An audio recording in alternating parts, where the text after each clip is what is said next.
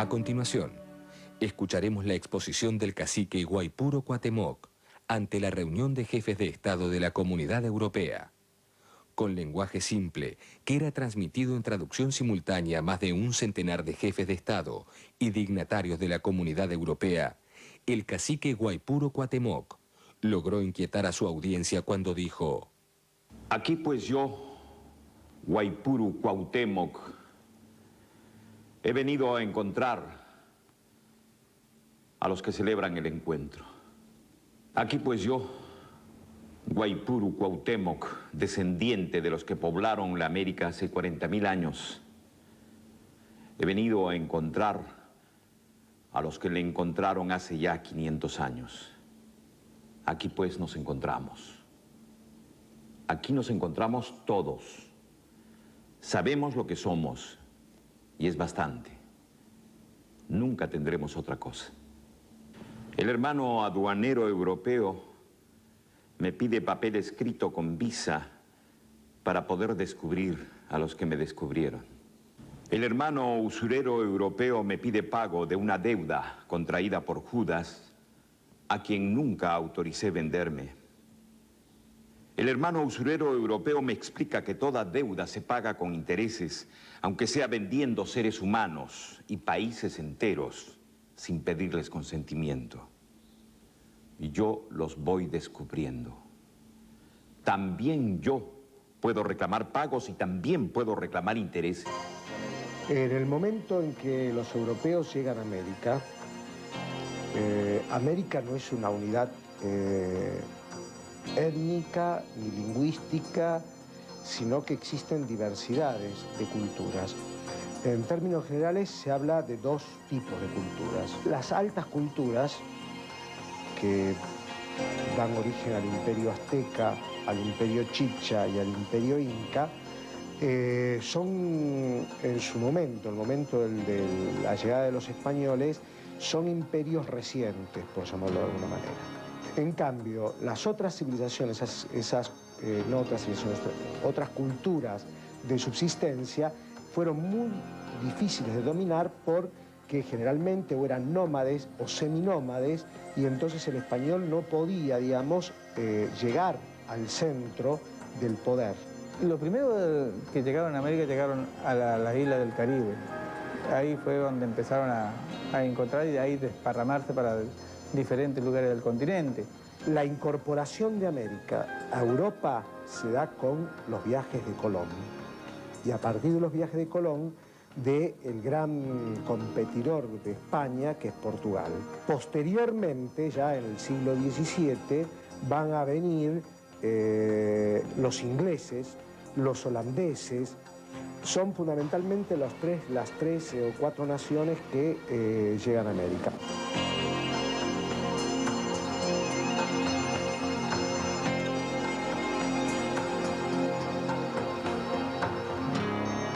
De lo que se llevó en América, el oro y la plata fundamentalmente, existen registros que se encuentran en el Archivo General de Sevilla.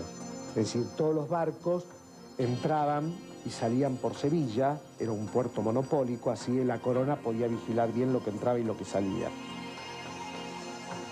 Consta en el Archivo de Indias, papel sobre papel, recibo sobre recibo, firma sobre firma, que solamente entre el año 1503 y 1660 llegaron a Sanlúcar de Barrameda 185.000 kilos de oro y 16 millones de kilos de plata que provenían de América. Saqueo.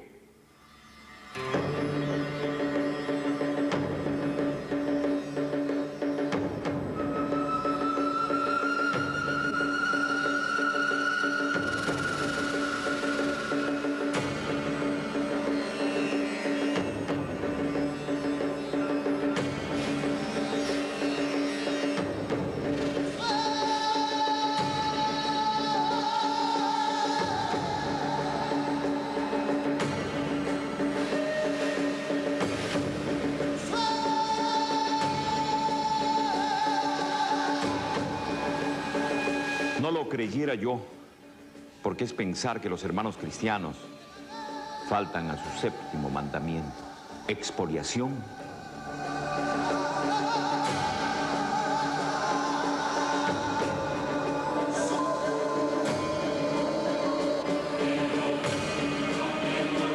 Guárdeme el cielo de figurarme que los europeos, igual que Caín, matan y después niegan la sangre del hermano. Genocidio.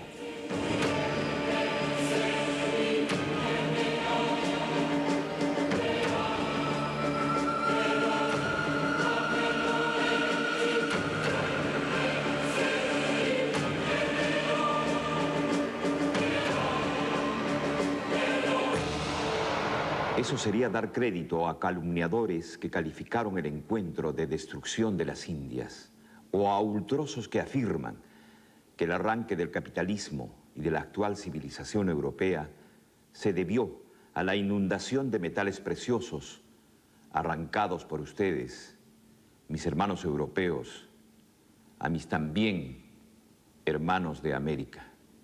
No. Esos 185.000 kilos de oro y 16 millones de kilos de plata deben ser considerados como el primero de varios préstamos amigables de América para el desarrollo de Europa.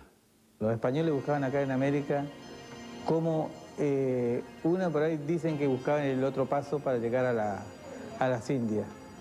Pero ellos, cuando se encontraron, porque se encontraron de casualidad con este continente, aquí dijeron, aquí está nuestra salvación y hagamos toda nuestra riqueza, saquémosla de acá, porque encontraron de todo.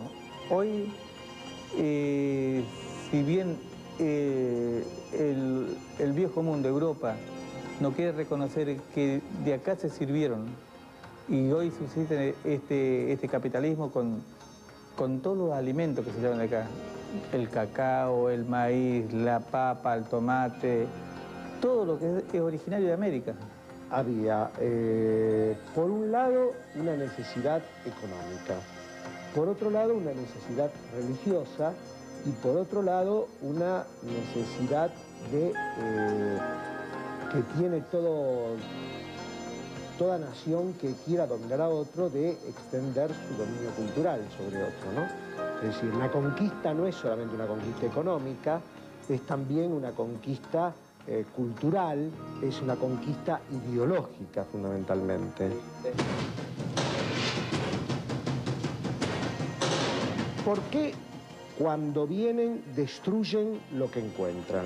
Los españoles cuando destruyeron todas las civilizaciones que tenían nuestros pueblos, es que para oprimir y para que no se levante otro pueblo, para que no se levanten los pueblos, hay que destruirlo. Y una forma de que no se levanten más cuando lo destruís espiritualmente.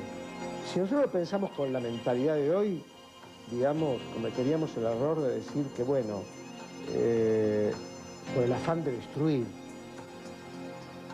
Pero en realidad tenemos que pensarlo con la mentalidad de ese momento. Para ellos todo lo que son los templos indígenas, ¿no es cierto?, o los templos de los indios, son templos de herejía. Entonces, a la herejía hay que cortarla, hay que aniquilarla. Muchos de nuestros templos, de nuestros lugares sagrados, lo fueron y lo destruyeron. No respetaron nuestra parte espiritual, nuestros dioses. Cuando creíamos que ellos se parecían a algunos dioses que salían del mar en la parte de los hermanos indígenas en el Caribe, resulta que eran los que vinieron a destruir nuestro...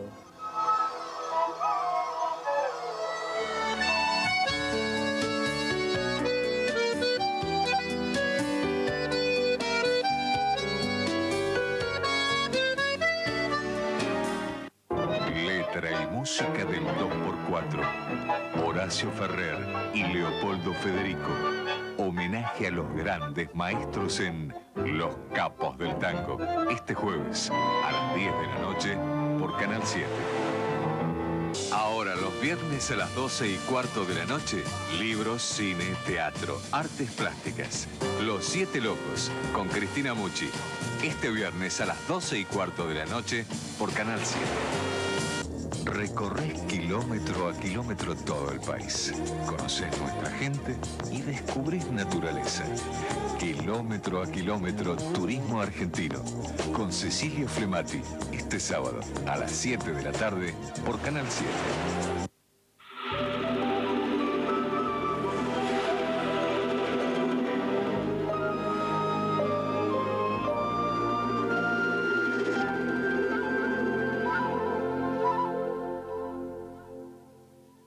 En verano seguimos haciendo desayuno. Este viernes a partir de las 7, Mabel. Paso a paso todo lo sucedido en Santo Tomé y también en vivo desde Punta del Este, la tragedia que le costó la vida a un fotógrafo argentino. También el caso García Belsunce, el sub-20 que debuta el próximo lunes en el Sudamericano de Fútbol, la selección mayor de fútbol que vuelve a entrenar, Gabriela con el tiempo, todos los servicios, Pepe Pompín, Paola. Este viernes a partir de las 7, desayuno. Más que noticias.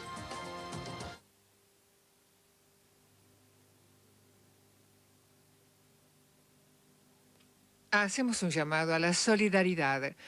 Para una paciente en grave estado se necesitan con suma urgencia 40 dadores de sangre de cualquier grupo y factor RH. A las personas que puedan suministrarla, rogamos presentarse en el Hospital Argerich para la cama número 3032. Lo reiteramos. Para una paciente en grave estado se necesitan con suma urgencia 40 dadores de sangre de cualquier grupo y factor RH. A las personas que puedan suministrarla, rogamos presentarse en el Hospital Argerich para la paciente de la cama número 3032. Desde ya, muchas gracias.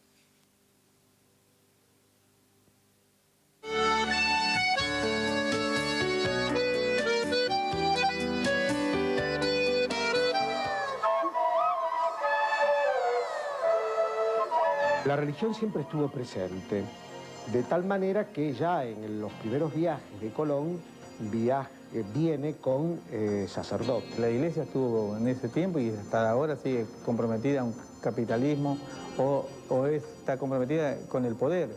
Eso no se le escapa a nadie, que no lo quieran decir una cosa, pero siempre estuvo comprometida al poder. Y eso fue una de las cosas que con su avanzada del ejército por un lado y con la cruz también venían a la masacre. La llegada de Colón no tiene solamente un objetivo económico, sino también que tiene un objetivo religioso, es decir, ganar fieles para la religión, porque ese era un medio para poder acceder a lo que, bueno, el cristiano en ese momento creía que era la entrada al paraíso, ¿no? El 12 de octubre no es ni una conmemoración ni un festejo, que en realidad es un hecho histórico fundamental en la historia de la humanidad, ¿no? Como lo fue la Revolución Francesa, como lo fue la Revolución Industrial y como lo fue la Revolución Rusa. Es el inicio del genocidio más grande que ha tenido la humanidad y que hoy no se contempla en ninguna parte de la historia. El descubrimiento de América marca el puntapié inicial del desarrollo capitalista de un mundo que es como el que vivimos hoy. Yo, Guaipuru Cuauhtémoc, prefiero creer que tan fabulosas exportaciones de capital no fueron más que el inicio de un plan para garantizar la reconstrucción de la bárbara Europa, arruinada por sus deplorables guerras.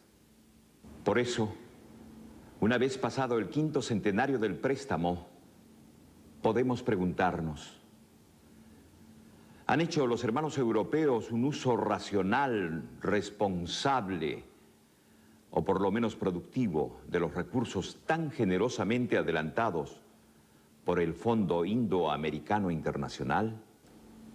Deploramos decir que no. En lo estratégico, lo dilapidaron en las batallas de Lepanto, Waterloo, Armadas Invencibles, Terceros Reich y otras formas de exterminio mutuo para acabar ocupados por las tropas gringas de la OTAN.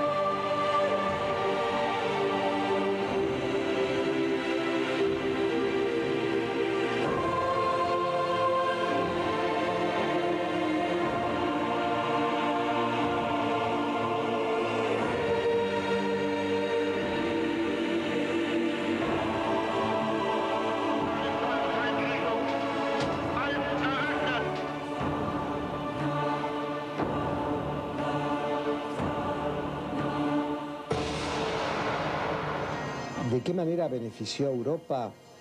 Es innegable que el descubrimiento, entre comillas, o el encuentro, o la conquista, es decir, usen el término que más les agrade, no hubiera podido ser lo que es sin este proceso histórico. Porque la mano de obra, el oro, la plata, el intercambio de productos, permitió el desarrollo del capitalismo. El saqueo de acá fue el desarrollo y el puntapié de este capitalismo que nos oprime hoy. O sea, hoy los grandes países que tienen tecnología avanzada y tienen un fuerte poder económico, es por la riqueza que se ha llevado acá. El Vaticano tiene gran cantidad de oro que es de América. O sea, yo creo que hay que empezar a pensar que tienen que ver cómo hay una reparación histórica a nivel mundial. Acá viene el planteo. ¿Los europeos dependen de América o América depende de los europeos? En realidad, a partir del descubrimiento, conquista, colonización, o como querramos llamarlo, encuentro entre dos mundos, que se da a partir de 1492, el mundo comienza a ser uno. Paulatinamente, a medida que avanza, comienza a ser más, ¿no? Más un solo mercado, por decir así, ¿no? En el cual algunos sostienen que existe una dependencia de estos países centrales con respecto a los periféricos. Yo creo que es a la inversa, que los países como nosotros, ¿no es cierto?, estamos dependiendo de estas políticas que llevan adelante los países industriales. Europa es parte de este mundo como es América. O sea, nadie es el centro. Puede ser el centro económico, que hoy se está disputando con Estados Unidos. Pero yo creo que si hoy América cambia su rumbo y hay otras propuestas políticas, yo creo que también va a cambiar el pensamiento así a nivel mundial. Más allá de que se han llevado toda la riqueza, y hoy se siguen llevando más riqueza, digamos, ¿no? España se está llevando todo lo que es petróleo, por nada, digamos, ¿no? En lo financiero han sido incapaces, después de una moratoria de 500 años, tanto de cancelar capital e intereses, como de independizarse de las rentas líquidas, las materias primas y la energía barata que les exporta el tercer mundo. Este deplorable cuadro nos obliga a reclamarles por su propio bien el pago de capital e intereses que tan generosamente hemos demorado todos estos siglos en cobrar. Al decir esto, aclaramos que no nos rebajaremos a cobrarles a los hermanos europeos las viles y sanguinarias tasas de interés que los hermanos europeos les cobran a los pueblos del tercer mundo. Solo nos limitaremos a exigir la devolución de los metales preciosos adelantados, más el módico interés fijo de un 10% anual acumulados durante los últimos 300 años, con 200 años de gracia. Sobre esta base, informamos a los descubridores que solo nos deben, como primer pago de su deuda, una masa de 185.000 kilos de oro y 16 millones de kilos de plata, ambas elevadas a la potencia de 300, es decir, un número para cuya expresión total serían necesarias más de 300 cifras y que supera ampliamente el peso total del planeta Tierra. Muy pesadas son estas moles de oro y de plata. ¿Cuánto pesarían calculadas en sangre? Aducir que Europa en medio milenio no ha podido generar riquezas suficientes para cancelar este módico interés sería tanto como admitir su absoluto fracaso financiero y o la demencial irracionalidad de los supuestos del capitalismo. Tales cuestiones, desde luego, no nos inquietan a los indoamericanos. Pero sí exigimos la inmediata firma de una carta de intenciones que discipline a los pueblos deudores del viejo continente y los obligue a cumplir sus compromisos mediante una pronta privatización o reconversión de Europa que les permita entregárnosla entera como primer pago de la deuda histórica.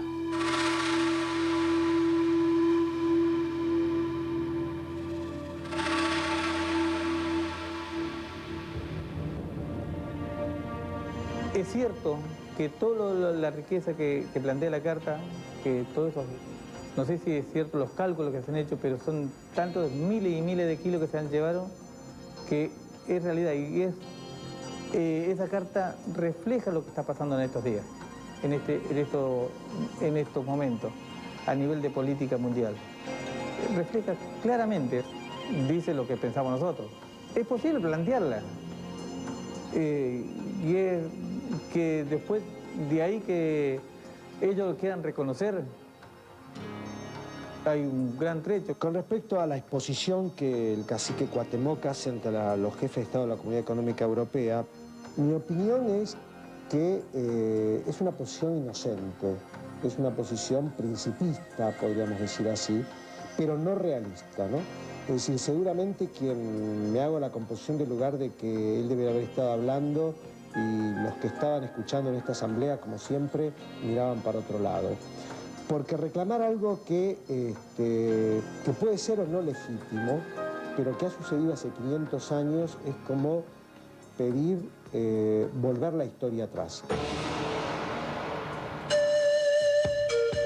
Nosotros, los pueblos indígenas del mundo, unidos en esta esquina de nuestra madre tierra, en una gran asamblea de sabios, declaramos a todas las naciones: nos vanagloriamos de nuestro orgullo pasado, cuando la tierra era nuestra madre nutricia, cuando el cielo nocturno formaba nuestro techo común, cuando el sol y la luna eran nuestros padres, cuando todos éramos hermanos y hermanas, cuando nuestras grandes civilizaciones crecieron bajo el sol, cuando nuestros jefes y ancianos eran nuestros grandes líderes, cuando la justicia regulaba la ley y su ejecución.